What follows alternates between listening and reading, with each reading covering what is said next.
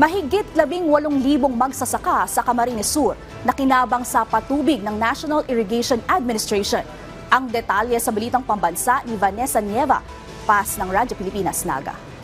Laking tulong sa mga magsasaka ng Camarines Sur ang patubig na ito ng National Irrigation Administration ngayong dry season. Sa panayam ng Radyo Pilipinas Naga kay Engineer Jesse Bainas, manager ng Camarines Sur Irrigation Management Office, umabot sa kabuuang 30,570 hektarya ng sakahan ang napatubigan. Bali, based po sa hawak kong record, base po dito sa dry season for 2025, kita ko dyan ng 30,570 hectares na irrigated po yan. Kabali po dyan, ma'am, yung sa National Irrigation System, which is 13,498 hectares.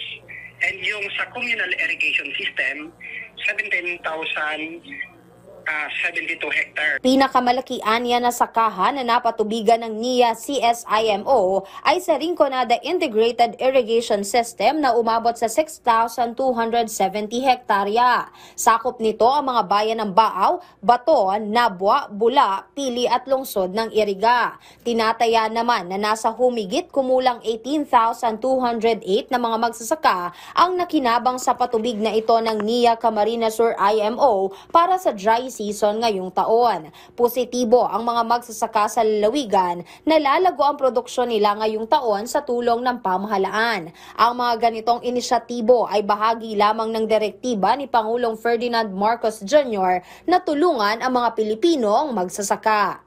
Mula sa Radyo Pilipinas Naga, Vanessa Nieva Paz para sa Balitang Pambansa.